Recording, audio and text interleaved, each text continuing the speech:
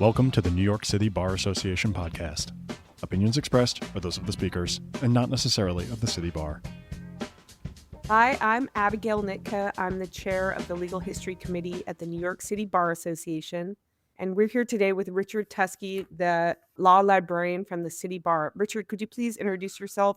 Sure. I'm Richard Tuske. I'm the Senior Director of the New York City Bar Association Library. How many years have you been at the City Bar? Well, I started in 1972 in September, and I stayed until August of 77. I was a library page at the time, just getting books and doing manual work.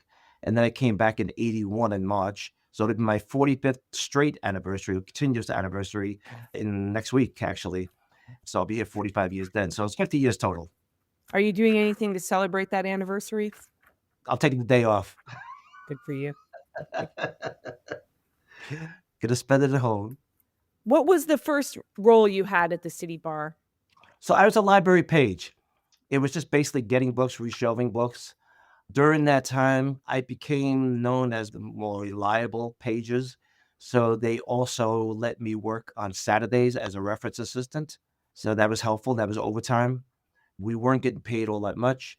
The bad thing about being a library page is that unlike every other employee in the library, we had no vacation, no sick time, no personal time off, and we weren't allowed to be in pension. What were some of your duties as a library page? Mostly reshelving books, getting books for lawyers. I always like telling the story of my first day on the job when we used to have a buzzer system where a light used to come up and the table number used to come up where we sat, and you had to go down to a member, and the member would say, give us a sheet of paper or what the books they wanted. So the first time a member ever asked me for a book, he said, I need all the volumes of the Pennsylvania Reports. And so I said, oh, okay. So I went to the reference desk and I didn't know where the books were. So I asked the reference desk, I need all the volumes of the Pennsylvania Reports. And the reference desk librarian said to me, tell the member to use the Pennsylvania Digest. It's over 300 volumes. And so I went back to the member and I said, the reference desk said to look at the Pennsylvania Digest. And the member goes, young man, if I wanted to see the Pennsylvania Digest, I would have asked for it. Bring me all the books. So I had to, and the books were up at the balcony. You see in the balconies, and they're so slow bringing them down. I had to bring them down 50 at a time and put them all at his desk. So that was my initiation to the Bar Association. How many volumes were there? Do you remember? I just wanted some odd at the time. It was very popular because Pennsylvania was the first state to issue, well, actually the second state to issue reporters. Connecticut had Kirby's reports way back one in the 1700s, but Pennsylvania had a very heavy appellate division. So they had a lot of reports. You mentioned two things that maybe some of the listeners won't understand, and that is reports and digest. Right. Could you tell us what the reports were and what the digest was? Sure. Reports are the cases that are the opinions of the cases issued by the judges. And the digest is just an index of those cases. So if you wanted to find out what cases were on domestic relations, you would go to the digest on the domestic relations, and there would be all subheadings under that. And you would try to narrow it down to your particular subheading that you wanted. And then the reports, like I said, are just reports issued by the judge. So those are the opinions. Yeah, it's the outline of the case as opposed to the records and briefs. Now, the Bar Association has the largest, or did have the largest collection of records and briefs. Now, the records and briefs are the full transcripts of the cases with all the testimony from the parties involved. They would also have the lower court opinions, but the most important thing was the testimony. And so we did have the largest collection of not only the United States Supreme Court records and briefs, but all the Federal Circuit Court records briefs going back to 1891 and all the New York courts records and briefs. So just to confirm, the reports were just the cases by year, right? The opinion Right. by year. By year. I want to go back to something else you said. You mentioned the balconies and how you had to get the records from the balconies. Can you describe for someone who's never been into the library, and again, I think some of our listeners will never have been into the library, what the library looks like physically in terms of those two stories and how you would get up there and what it looks like? Well, the balconies were a fairly recent addition. They were put in 1958 to create Well, the 1958 created air conditioning. They put air conditioning in the library for the first time. And it also created these balcony system. A lot of the libraries have balconies. So this was a balcony on our east side and our west side of the fourth floor. And it had two levels, had a lower level and an upper level. And it held probably about 3 or 4,000 books.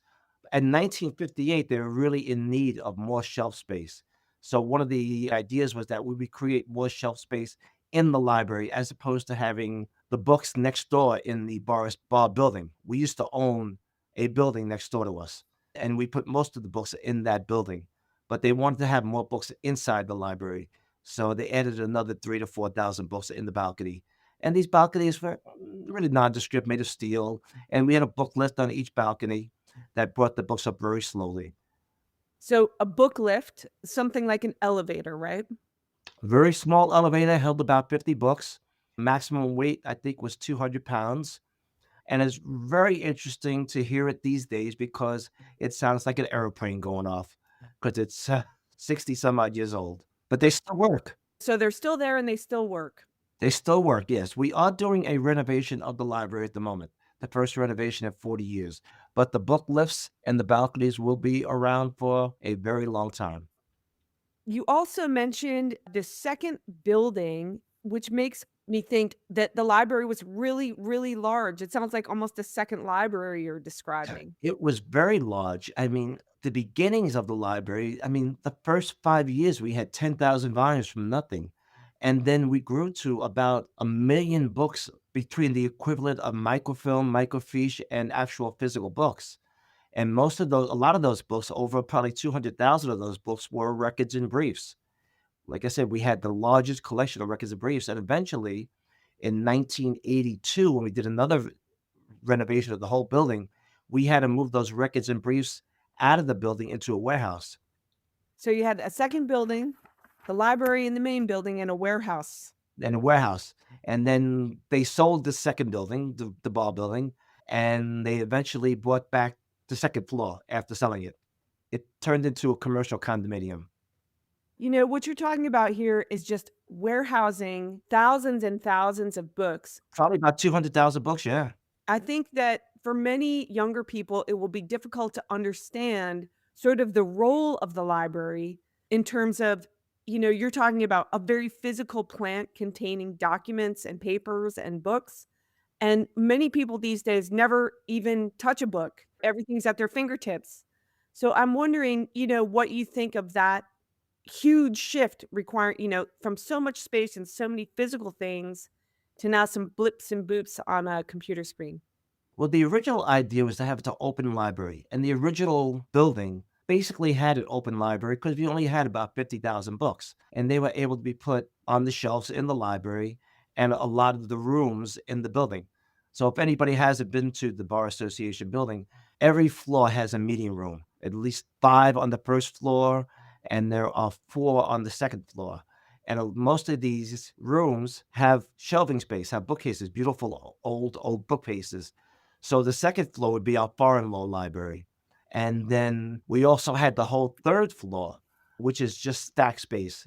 It is now office space, but it was stack space at one time. And we used to put a lot of our books down there also. But that wasn't accessible to members. Just the second floor was accessible, not the third floor, but the fourth floor was. So with the point being that members would have access to all these documents in one place. That was the original idea, yes. So like almost the modern internet in physical form. Yes, but the problem was that we grew so fast that we couldn't maintain it. We just ran out of room. And so that's why they had to come up with other ways of storing books. And that was one of the main things about building a building next door to us, not only to rent out office space and make some money, but also to create stack space. You mentioned these 200,000 records and briefs. Were those heavily used by the members? At one time, it was used a lot, and they moved the books to a warehouse because at least 12 people a day would request a record and brief. And our warehouse was on 56th Street. It's now the Sony Music Studios, but it was a warehouse. And then it got so expensive to maintain, they had to move the books to Long Island City. And we had 10,000 square feet of space in Long Island City. which is pretty amazing when you think about it. And it was all just very narrow shelving. Do modern lawyers look at the records and briefs as much as, at that time? Well, we've done a lot with that. Most of that stuff now is on microfilm or microfiche. But what I've been doing over the last 15 years is working with digital providers to digitize that material. So our first project was with a company called Gale Cengage, and we actually digitized our entire collection of United States Supreme Court records and briefs, which was considered at that time the most complete in the country besides the Law Library of Congress. So that is a great database that's available to all the law schools mostly and some law firms, and it's called the Making of Modern Law United States Supreme Court Records and Briefs. In our prior discussions, you have talked about how the City Bar Library rivaled some of the great law libraries in the world. Could you talk a little bit about that? Sure. Go back to the beginning of the Bar Association in 1870. The original idea was that the New York Law Institute, which is already a great library in the downtown area, they're now at 120 Broadway, they were formed in 1832. So the original founders thought that the library would be, the association of the bar, or the New York City Bar Association, would be incorporated with the New York Law Institute. But for some reason, the history of the Bar Association does not go into the reasons why they just did not piggyback off the New York Law Institute. I've been trying to find papers, and there's really no rhyme or reason why the New York Law Institute did not want to be part of this new organization. But what they did then, they sort of segue. They said, well, we're going to build a world-class library then. And what happened was that by 1921, we would consider the third largest law library behind the Harvard University Law Library and the Law Library of Congress. And that lasted until 1940s. And then in the 1940s, what happened is that right after World War II, the law schools really started heavily investing in their libraries to attract the top-notch professors. And they became great. Yale, obviously, Stanford, all the great law schools, George Washington, Georgetown. Everybody has a really great library now. We also have discussed about the membership's use of the library and how many people per day were coming into the library at its most heavily used and when that was as compared to how it's gone through time. Could you talk a little bit about that? The surveys I've read or the papers I've read said that between 7 and 10% of the members always use the library. So you figure, I have documents here with, let me see. I have a piece of paper here from 1975. Now, it said that 439 people used the library on a Monday. And by Thursday, 638 people would use the library. Now, I know these numbers are not correct because what they did basically was just count how many people were in the library at 9:30, how many people were in the library at 10:30, how many people were in the library at 4:30 and down, and then they would add them all up. Those weren't the same people. So there's really no truly official record of how many people would use the library daily. That just happened since we went to a computerized database and we were able to actually track our members. So we didn't start doing that until about 25 years ago. So all I can really say is that I would say maybe 150 people used the library back in the heyday, maybe a 200. It did get so crowded that they did build a third floor library at one time back in 1982 to create the overflow because we were running out of space in 1982. So they did create another library on the third floor, but that only lasted about 7 years because then the computer revolution took over and we started going computerized. How many people would you say come in to the library on a day like today or, So prior to the pandemic, we were getting about 100 people into the library a day. Now we get about 25 to 30. So it's been a big drop off. We do offer a lot of remote services, which helps to keep people at home safe. They do not feel comfortable coming into Midtown Manhattan. Some people like working from home. Some people do not like coming into the building. So I understand that. I try to work with providers, digital providers, to subscribe to as many databases as possible so people can work from home if they choose to. Other people love coming into the building. I love seeing people come into the building. So when this building is crowded, it's amazing. It's a one-of-a-kind experience. You mentioned the computer revolution. What do you mean by that? So in let's see, look at my records here. I'm trying to think. Fred Baum came in. He was a librarian. He came in 1984. And up until 1984, we were a book library, totally books. The books went down to the basement during the 1982 renovation. We sold the Bar Association building, and they moved all our books out, 600,000 books, to the basement, and they put them in all compact shelving.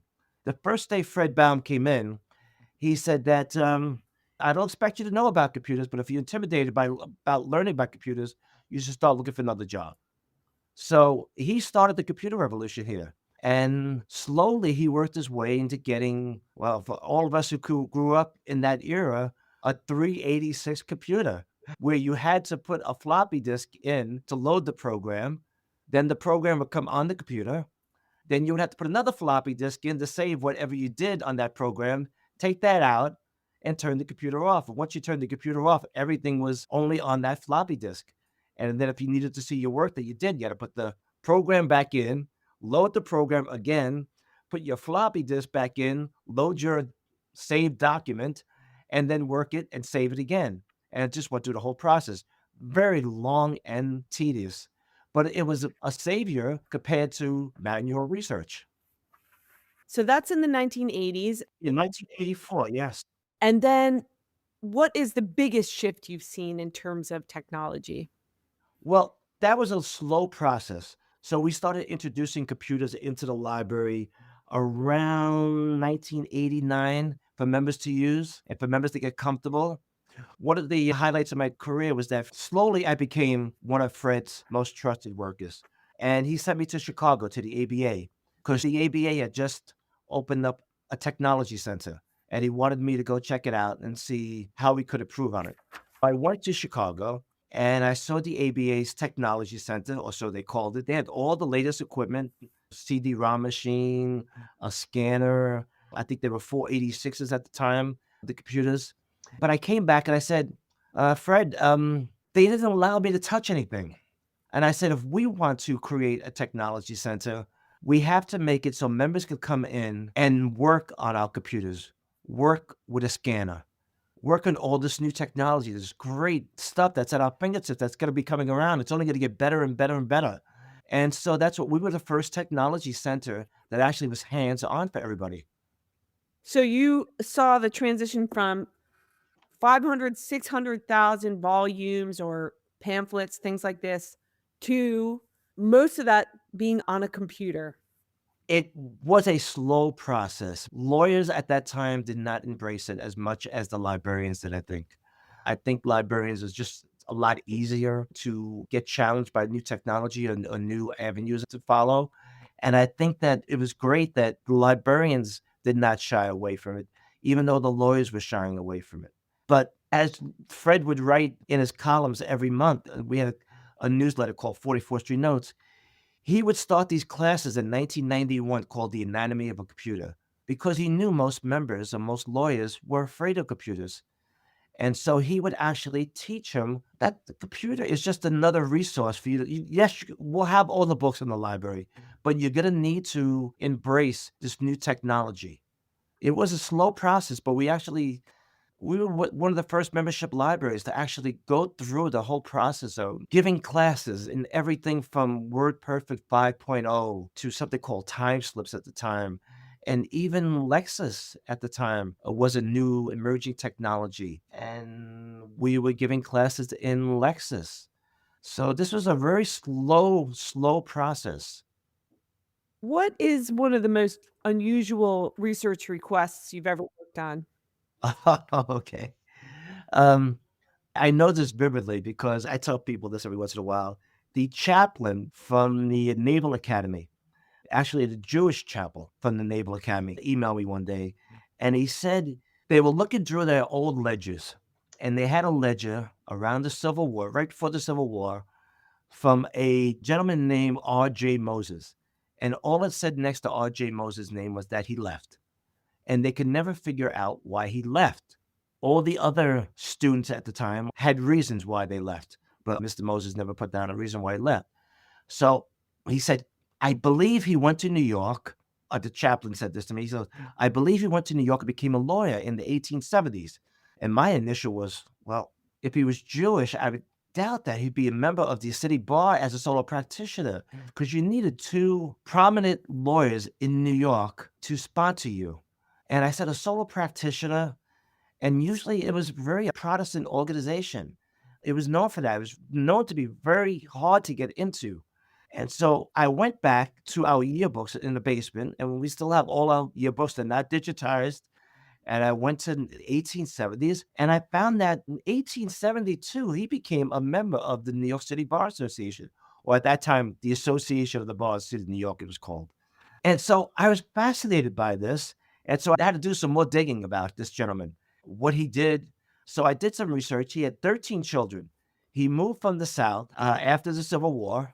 He moved to the South to New York with 13 children and his wife. And he became, well, he did a little bit of everything. But what I found out with more research was that he was actually one of the only lawyers involved in the Civil War. And he was actually there at the surrendering after the Civil War with General Lee. And it was totally amazing that, and then I found that he came from a very prominent family in the South. His father was a very famous lawyer, and he studied under his father. He never went to school, but at that time, and you can still do it in some states, you could just study under, you could apprentice as a lawyer. And I think the ABA is even looking into having that being done more and more, where you could apprentice. In New York State, you still could do it. You have to go to law school for a couple of years, but you can still be an apprentice and still get your law degree and study for the bar and pass the bar exam. So this is what Audrey Moses did. So he came to New York, and he had a very, very good practice. And he was at the association here for about 20 years. And then in 1900, he gave up his practice to study aviation law. And if you look in history, I mean, the Wright brothers did not start their experiments or did not have a successful flight until 1903, 1904. So he was way ahead of the curve. Unfortunately, he passed soon after that. I don't think he ever got to see his passion for aviation come to fruition. But it was an amazing career. And that was what I got from this research. And then the chaplain was so nice to send me something called a challenge coin for going above and beyond the call of duty to do all this research for him. And he goes, well, you solved a really great problem for me.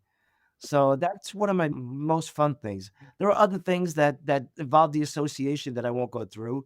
So it's called part of our Imperfect History Committee. So that's still a work in progress. So hopefully that'll all come about. During the COVID, that came about, actually. I was doing a lot of research. On what? Say that again. The Imperfect History Committee. So the association, obviously, we did not allow people of color into the Bar Association for a very long time. Nobody knows what year was the first one. Probably in the early 1900s. Women were not allowed to 1937, 1938. So we do have an imperfect history. And I think we've embraced that. And that's why the New York County Lawyers was formed, because our Young Lawyers Committee back in 1914 wanted more and more minorities. They wanted women to be elected for membership. They wanted anybody that was licensed to practice to become a member of the New York City Bar Association. But we had a lot of older members at the time. Or a lot of the founders, or sons of the founders, were still around. And they had this notion that we were going to be an exclusive private club, just like the Harvard Club or any of the other clubs in New York. And so it took a long fight. It started in 1914, 1915. And it was always discussed that, yes, we should have women as members, but it did not get passed by the executive committee to 1937, 1938. And then 14 women were allowed to come in. And then after that is history. Well, you bring up an interesting point. We've talked in the past about some of the more interesting members that have been a part of the City Bar Association. Like I even believe you had showed me the first woman members application at one Right. point. Do you remember who that was? I don't at the moment. I don't have that in front of me. But there were 14 women. There's a great column on 44th Street Notes. If anybody wants to see that column, it was written by the past president who passed away last year, Robert Kaufman, who's a great historian of the Bar Association. And he wrote some great articles on milestones at the Bar Association. And one of those articles that he wrote were about the first 14 women. And if anybody wants to see that article, I could definitely email it to him. You could just email me and I'll get it back to you right away. But membership became really popular after that among women, and more women joined. Don't forget, even the law schools did not embrace women attorneys at the time. It was very hard for a woman to get accepted to a law school. And I think it was only in New York, it was only probably Columbia College that did it at the moment, at that time. I think it was only Columbia that had a law school at that time. I don't know exactly when the rest of the law schools in New York admitted women into their programs. Who are some of the more famous alums that, people would recognize who Well, obviously, Justice Ginsburg was a prominent member here. She was a very prominent member. She was active at the Bar Association. She actually formed the first Women in the Legal Profession committee right before she was elected to the Supreme Court. And unfortunately, she only was part of that committee for half a year because she had to go to Washington once she was nominated for the Supreme Court. Other members, Thurgood Marshall, he submitted an application, but once he went to work for the NAACP, he withdrew his application, but he did become an honorary member. I mean, there are other famous members. Richard Nixon was a member at one time. Clive Davis, who was president of Columbia Records, Arista Records. We'll try to think of some of the other famous ones. Rudy Giuliani, I Rudy Giuliani believe. was one of them, yes. I'll try to think of the lawyer who was part of the, Johnny Cochran was a member. We have that one. I'd have to go through some of the more famous. The executive director, Brett Parker, has the most famous ones, and he treasures them in his office. So there are some really famous lawyers. I mean, Mario Cuomo was a member here for a very long time when he was a solo practitioner in Queens fighting the high-rise buildings going up in Forest Hills. He was a very prominent member in that district. So, yes, we've had some very famous ones, and we still have some very famous ones who are lawyers, who are great lawyers, who have gone before the Supreme Court and argued before the Supreme Court. I'm gonna move now to talk about some of the collections that you've seen at the City Bar, Sure. and I know we have we have or had some amazing collections, and I want you to talk a little bit about which ones stuck out to you. Sure. Ever since the library committee was one of the first three committees of the Bar Association, there was the Committee on Admissions, which reviewed all applications, and there was the Executive Committee. The Judiciary Committee did not actually form till after the Library Committee. So those were the first three committees. So you could see how important the library was to the Bar Association. So what they did, they started something called the Century Fund back in 1870, and they asked 100 members to contribute $100 towards a library. And they wanted to create this great library from scratch. So you can imagine what it was like creating a library from scratch. It's amazing. And so that was successful, but they still needed more money, and they had a second fund and they had a third fund. And they raised a good deal of money to start a great library. So our original building was in 1871. We purchased a building on 27th Street, a townhouse. And we had about 10,000 volumes within 5 years. And by 1896, we moved into this building, we had 55,000 volumes. And so the first librarian's name was William Berry, who was a law bookseller. And he was the first librarian and the head librarian here for 26 years till we moved into this building. And I can imagine the task he had of creating a library from scratch. And not only a practitioner's library, but the executive committee and the library committee wanted us to have at our fingertips laws from the United Kingdom, Great Britain, Germany, France, all these great countries that were known for great common law. And at that time, in the 1800s, you had to realize US law was not really established yet. So we still looked to Great Britain for reasonings for the law. We had to make sure that we had a full set of up-to-date English law reports and all the nominative reports from England. And we would get those as soon as they were available in America. And so we had one of the great libraries of English law material. Not only that, we started to create a great German law library, a great Italian law library, and a great French law library. So it's amazing how this library grew. We not only had those collections, but then we go back to those records and briefs. We were a depository for the U.S. Federal Circuit Court records and briefs ever since 1891. The courts were created in 1891, and for the first 20 years, we were a depository. We were one of the 10 libraries that were getting every transcript of the Federal Circuit Court records and briefs. Same thing with the U.S. Supreme Court records and briefs and the New York records and briefs. We were a depository. After that, they got a little more selective, all these courts, and sending them out.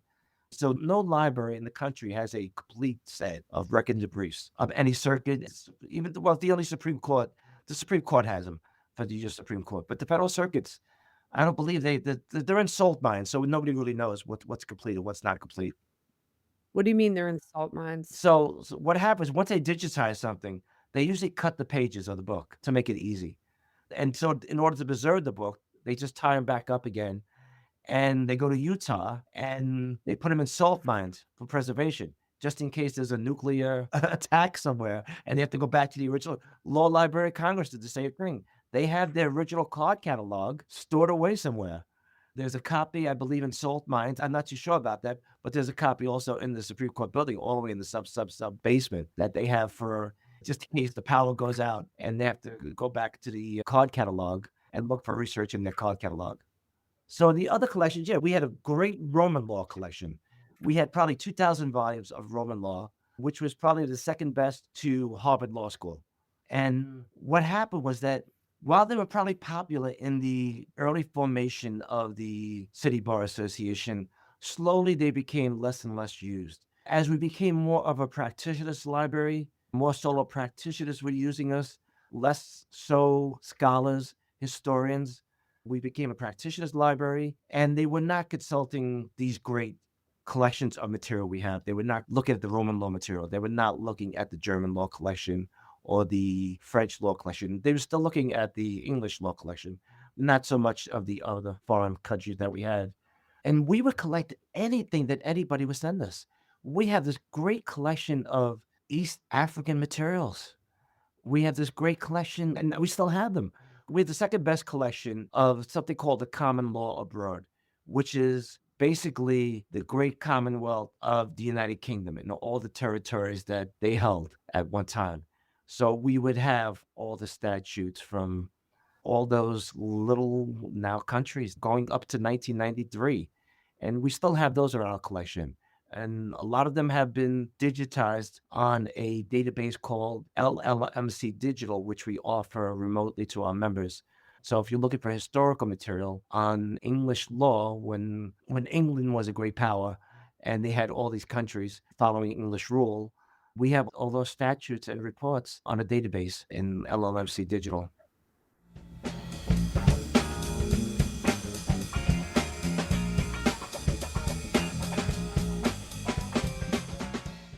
The New York City Bar Association hosts hundreds of CLE programs on the latest hot topics in the legal profession. Get all of your required CLE credits, meet other practitioners in the field, and hear from leading experts. Choose from a wide array of in-person and virtual programs, as well as the City Bar's menu of on-demand recorded programs by visiting nycbar.org/events. Save 10% on solo or select CLE passports by using code POD24. Or call customer relations at 212-382-6663 and use the code when you sign up.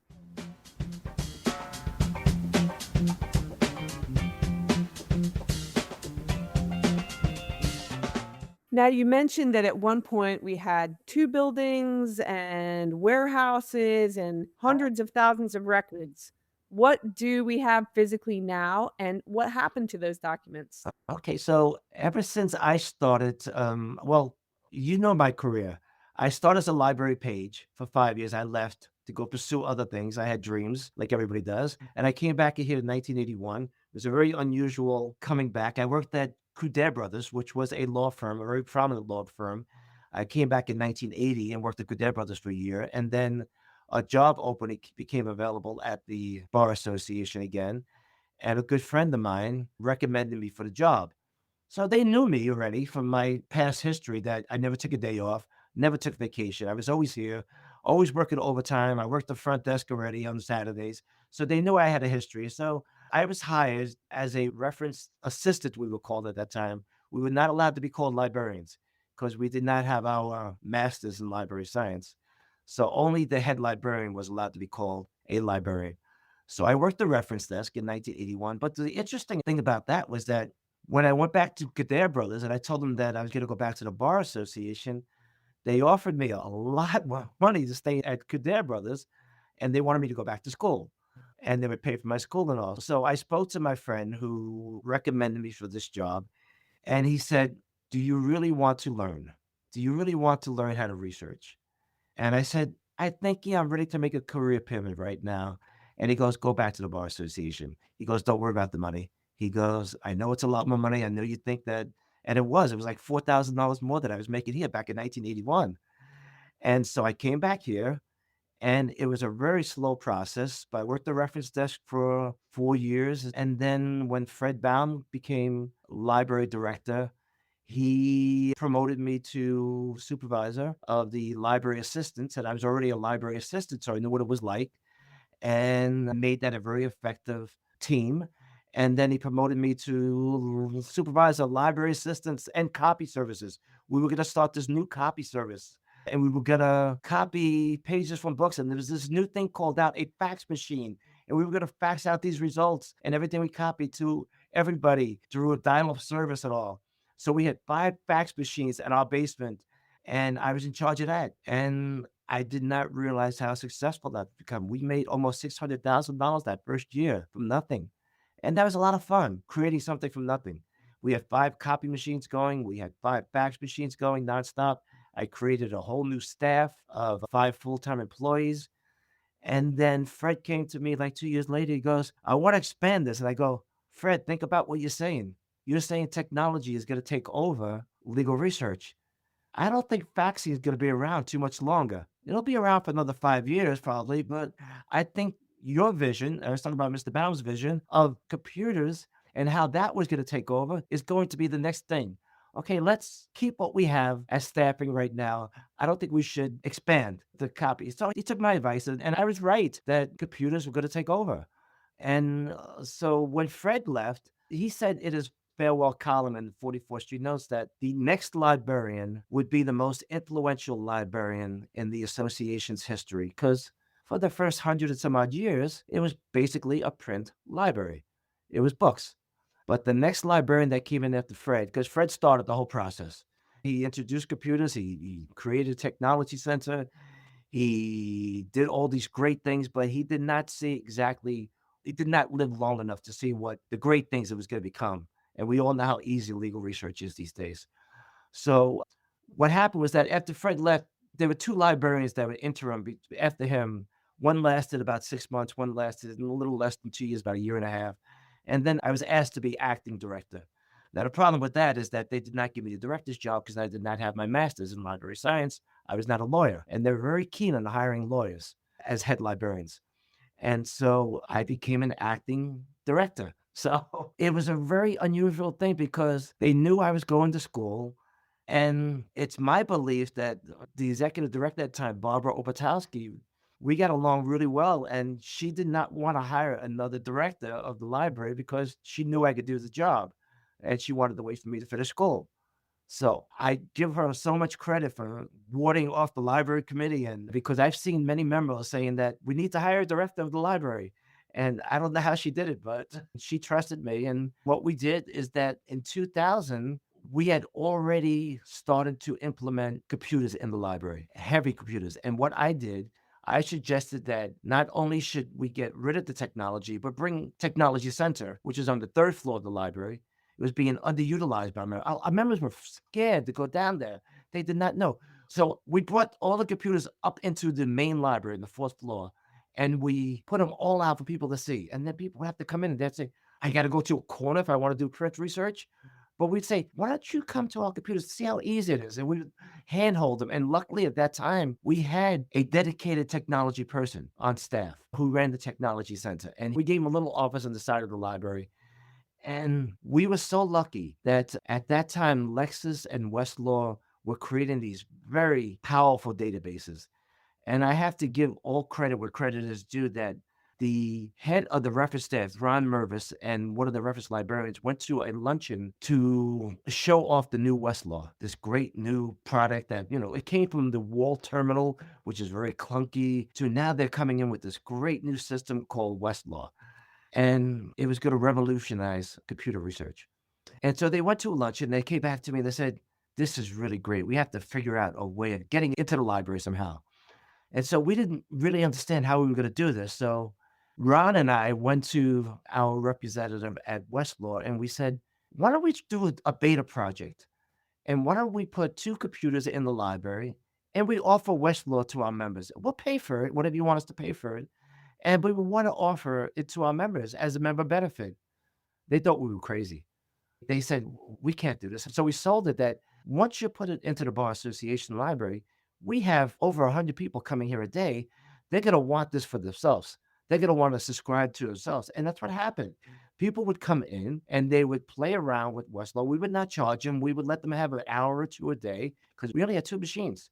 So we would have to monitor. And so Westlaw came back and said, okay, we'll do this trial program. And they charged us a nominal fee, but we were able to get everything on Westlaw at the time that they had, which was amazing that they trusted us that much. And so 6 months after that, Lexus said, hey, can we be on this project too? So Lexus came in, and Lexus and Westlaw had this little rivalry, as we all know, to this day. And they're always fighting for members and subscriptions. And so we were the first membership library to have Westlaw Lexus for free. And so in 2000, Evan Davis, who was president of the Bar Association at the time, he sort of saw the future, and he said he wanted to make sure that there would be one great law library left in New York for centuries, because he saw that the funding for a library was very hard to come by. We were all duplicating. The New York County lawyers had a nice library. New York Law Institute had a great library.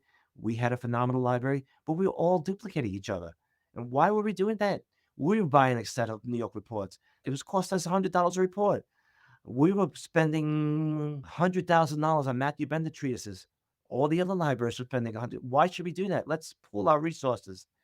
So I spent 2 years on a merger with New York County lawyers and New York Law Institute, and it came down to a meeting in what is our Davis room. If anybody's been in the Bar Association, it's a round table. It looks like something out of the UN probably. And we went in there and we discussed it, and I was part of the meeting. And, when lawyers get involved, they just mess the whole thing up. Everything had to be detailed, and people wanted all the same representation on the board of directors, but they didn't want to put the money in, and we would have to put in $500,000 more than every other library. And so finally I said to Barbara, Barbara, I could save you $400,000 not doing this. I want this to happen eventually, but at the moment, we can't do this because you don't want other people running this library. And these other libraries, the Institute did not want to give up their building and their space. And the New York County lawyers did not want to give up their library and their space. And it was my idea that, okay, let's have one library space. You want to move it down to New York County lawyers? Go right ahead. We could save on staffing. We could save on databases, everything. But let's preserve it so we have one great library. But I would not have been in charge of that library. There were other people that had more degrees and more experience than I did that would have been in charge of this new library. And I was willing to step away. I was almost finished with my master's, and I said I could get a job anywhere at any library. I felt that confident. So the merger did not go about. And then Evan Davis's vision is actually sort of like, New York County does not have a library anymore. They have 2 Westlaw computers, and that's it. They got rid of their whole library. We still have a great library, and New York Law Institute still has a great library, but I don't know what's going to happen for the future. I still hope that in some way the New York Law Institute and the New York City Bar Association will combine resources. There have been many attempts since 2000 to do that. We still haven't come up to agreement for that, but I think eventually it's going to have to happen. Tell me about the big sale of books. So the big sale of books, so we were discussing that. So we had all these great collections. Ever since 2000, the librarian at the New York Law Institute said that, oh, our library has the greatest collection in the world because we have the Bible that George Washington put his hand on to take this oath of office. I said, how do you know it's the Bible? She goes, well, that's what we've been told. So in her office is that oath of office, that Bible. It says, whatever, I said, well, I don't really know if you have, but they have a really good collection down there, great collection. So I came back, and that's when I started my whole quest to start saving our collection. And I went down to our basement, and we had dust. You can't believe how much dust we had on all these books that were not being used, our German law books, Roman law books, and all this stuff. And so the librarian, Blair Kaufman, at Yale Law School was serving on this committee. We had a committee on the library, a subcommittee on the merger and the future of the library. So I brought him on a tour of the basement, and he said, "These Roman law books are really interesting. You don't really know what you have." And I didn't know what we have. So we got into discussions with Yale Law School, and this was pretty revolutionary at the time that we would move our collection of this historic Roman law collection to Yale, and they would preserve it. They would catalog it. It wasn't cataloged here. It was cataloged in print form here, but it wasn't cataloged digitally or anything like that. And they would make it available to scholars around the world. And so we moved all those volumes to Yale. And it's probably one of the great things we did because I get emails all the time from researchers. Thank you so much for making this available to us and having it available at Yale on a permanent loan basis. And so that was our first foray into it. And then I started realizing the value of everything else we had. We had a signed letter by George Washington. We had an original Benedict Arnold passport that he signed the day before he was indicted and arrested. We had a Thomas Jefferson signed document. We had all the great colonial laws they collected over the years that were not being used anymore. They were just sitting. What I did over those years between 2000 and 2014, when we eventually sold the books, I moved them out of the basement all by myself to the balconies.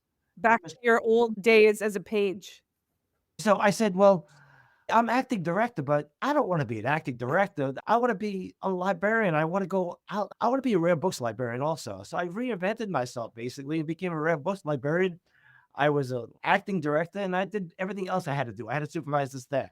So I wanted to reinvent myself and I love doing that.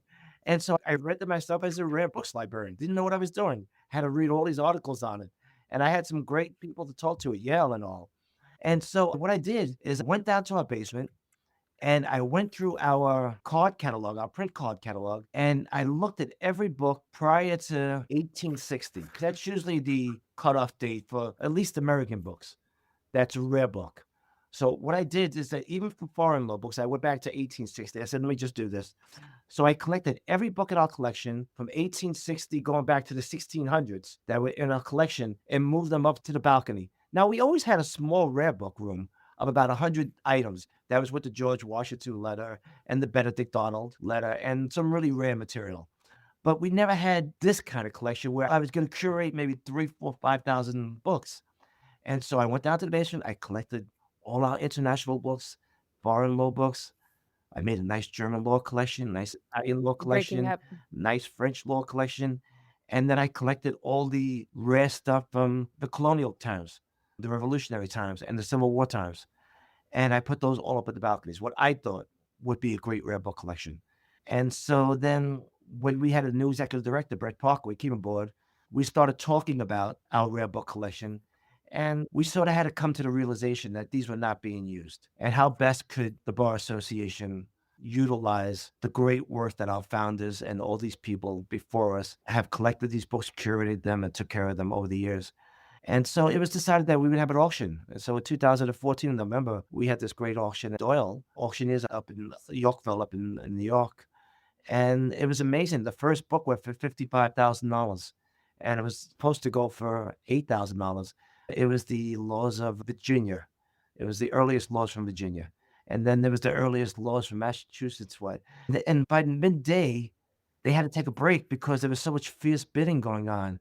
They expected it to last a half a day, and it was still going on.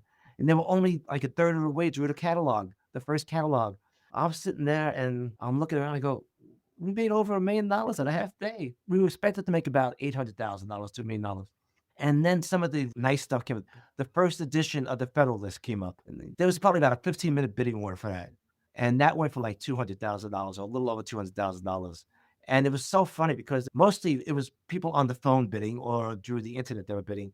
But there was a young couple in the audience that they looked like they just got married and they were going to buy something, an investment, And every time it went up, they would put their paddle up and, went up to 125. And then it got up to $200,000 and they just had to give up. They said, this is too much for us.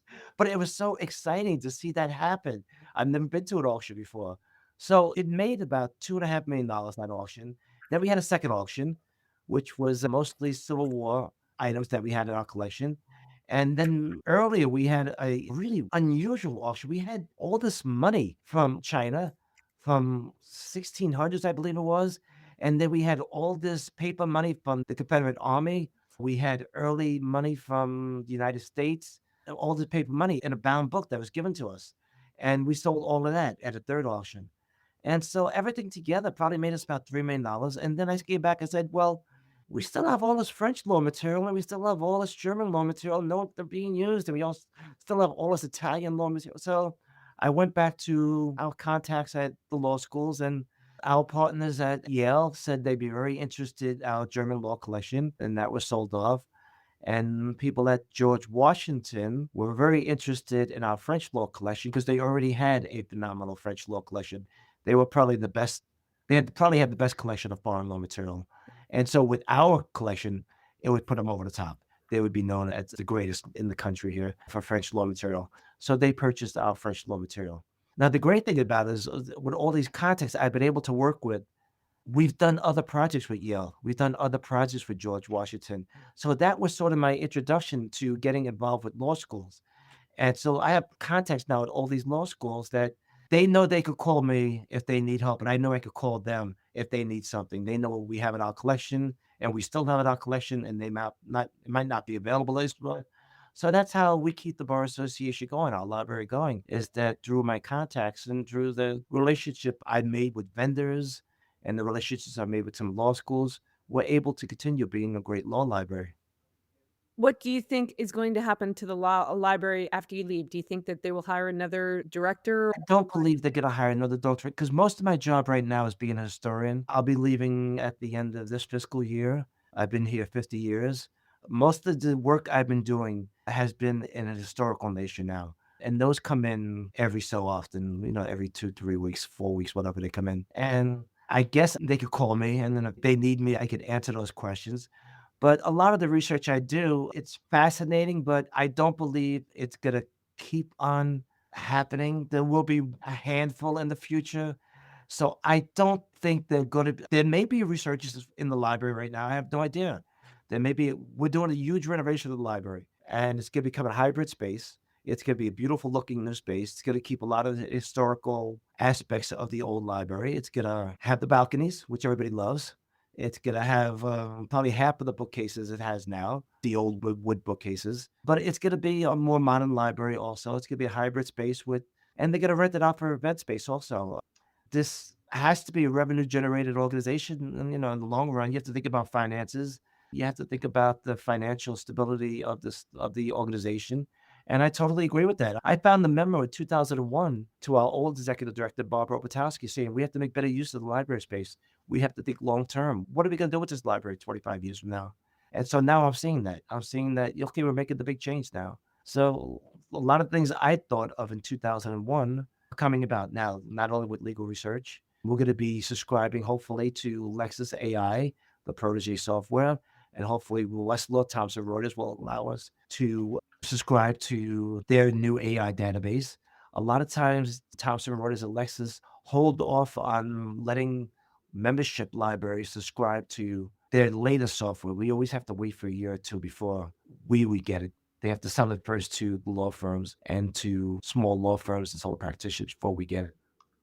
And so the nature of the research is no longer requiring a librarian to It's still research. What we do is that we still have 2 great librarians here, Allison and Kevin, and they can handle most of the research questions. It's like I said, I go into the deep, deep basement, and I'm looking through old newspaper clippings sometimes in order to answer these questions.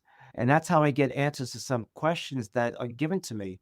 But will somebody else be able to do that? I've offered to train somebody, but it takes a lot of work. What Brett, our executive director, says, don't spend more than 5 minutes on that. Don't tell me don't spend more than 5 minutes on that because it's going to take me 5 hours because I don't give up so easily. I don't like no for an answer. When I can't find something, I get a little antsy and I keep on looking for it afterwards. So even when I get a research question and there's no obvious answer or even no hardcore answer, I keep on searching it, keep it in the back of my mind. And one day I may find it. I've done that before where something did not come up in my initial research and then I found it a week later or 2 weeks later just by digging in harder. Now, Richard, are you going to write your own column for 44th Street Notes before you? I don't write a column, but hopefully this podcast will give a little history of the City Bar, where we've been, where we may be going. My hope is that there will always be at least one great law library in the city, whether it be the New York Bar Association or it be at the New York Law Institute. I think that eventually down the road, something will happen where those two organizations will form a bond of some sort. That's my goal. That's what I'd like to see happen. But we tried it in the past. It didn't work out. I say never give up. I say it has to happen for all those legal research, all those scholars. There's still a lot of scholars out there who will call me up and who will email me and say, I have a question, and people have told me you're the only one that can answer it. So my name gets bandied around throughout the law schools, or I don't know where they get my name from. I don't ask them. But I said, let me look into it and I'll get you an answer. And then I get a lot of people who email me and say, I believe my great great grandfather was a founder of the Association of the Bar, or my grandfather. And then I had somebody, this was great. This was even last week or week before, last week it was. Somebody came in from Cleveland, Ohio, and he goes, my great grandfather, he wasn't a member, and he wanted to know if he used the library. I said, sure, why don't you, I said, we were slow that day. I said, why don't you come on and let me see if I can help you. So he said, my great grandfather was a lawyer in New York. I don't know much about him. So I said, okay, let me help you out. I would love doing this type of stuff. So not only did I find out he was a member here, he was one of the earlier members in the 1870s. And then I found his original application to join. Now, you've seen those applications and you know how fascinating they are. So I sent them off with all this great work. I sent them a copy of his original application. He took it home to his family. He stayed here, did some more research on his great-great-grandfather, and then his grandfather, and then his father were all prominent New York attorneys. And he did Westlaw research on them and see what cases they were involved in. And then I gave him the old Martindale Hubbles to look through, and he looked to see what type of lawyers they were. So it's so satisfying to even help a non-member who's just coming in to look to see about somebody in their family who may have been here. Even a passerby who walks through and said, I was in the moot court competition 40 years ago, and my granddaughter is going to be in the moot court competition this year. Can I come in and show her the building? And I give him a tour of the building. And I love doing that because it shows that law is one of the great professions in the country. And who was it? President Johnson said, if it wasn't for the rule of law, we would have to invent it. So, yeah, and something to paraphrasing it. He said it back in the old Times Magazine article. If it wasn't for the law, we would have to invent it. Now, let me ask you, Richard, in your retirement, are you going to be doing anything with rare books or books at all? Or there are some things that I've been asked to help out with, some projects. So I will be doing that. You are in touch with, well, I heard that there's a gentleman at NYU who wants to start a library of legal history, something like that. He's a professor of legal history. He's going to have a program. Right. So I would love to be involved in things like that. We will see what happens. I am always available. Anybody who needs my historical knowledge of the Bar Association. I have all the history books at home, and I have all my research that I'm bringing home just in case anybody needs to talk to me. And I imagine that they will let me back in the building from time to time to do those, what do you call those buried treasure type research projects.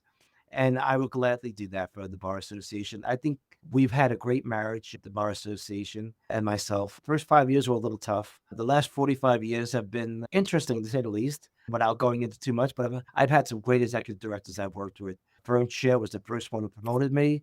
She made me head of reader services when she was not happy. Actually, Fred Baum made me head of reader services. She made me director of library operations, which she was not satisfied with certain things that were going on. She wanted me to take care of the physical plant of the library. And then I became acting director after that. So Fern and some librarian that became, there was a librarian who was here for a few months who encouraged me to go back into law librarianship and pursue it as a career. So I just want to, for clarity for Ethan, I'm going to just repeat some of your history so that he has it for background if he wants to put it in the record. So you began your career at the City Bar as a library page in 1972, and were in that position until 1977. You were the one of two daytime reference assistants from 1981 to 1985. You became supervisor of library assistants in 1985. You've had many titles at the city bar, including Supervisor of Library Assistants, Supervisor of Copy Services, Head of Reader Services, and Staff Supervisor. In 1985, you were promoted to Director of Library Operations, and you have also served as Acting Director of the library. Actually, I was promoted to Director of Library Operations, November of 1996. In 1999, you were again Acting Director of the library and Director of Library Operations. Right. And after you completed your master's in library science, you were promoted to head librarian, but kept the title of Director of Library Operations. I thought the other title was cursed, so I did not want to take that title. There. And then in 2018, your title was Senior Director of Library Operations. Yes, due to my longevity. So 45 years of continuous service and 50 years of total service. Next week, 45 years. So congratulations. March 9th, yes. Again, so Richard Tuske, the Senior Director of Library Operations. Yes. Or head librarian. Head librarian. Make it easier for everybody. Well, thank you so much for your time. Thank you for your service to the city bar. And it's been a joy Thank to you. work with you and talk to you over the years. So thank you. I think we could have went on another 2 hours. Yes, you could have, I'm sure. I have my notes here. I know that we could have went on for another 2 hours. Maybe we'll do a part 2 one day. Okay, great. Okay. Thank you, everybody. Thank you for listening to this episode of the New York City Bar Association podcast. Opinions expressed are those of the speakers and not necessarily of the City Bar. If you enjoy this podcast, please like and subscribe wherever you listen. Find more City Bar podcasts on Apple, Spotify, YouTube Music, iHeart, or at our website at www.nycbar.org/podcasts. Be sure to check out This Lawyer's Life, a professional development podcast where we talk with lawyers about seizing opportunities, learning lessons the hard way, and about what makes them tick. And don't miss Building Belonging, a podcast that embraces authentic conversations about DEIB solutions by amplifying the most marginalized voices in the legal industry and exploring spaces others dare not. This podcast was produced and edited by Eli Cohen and Jalen Martin.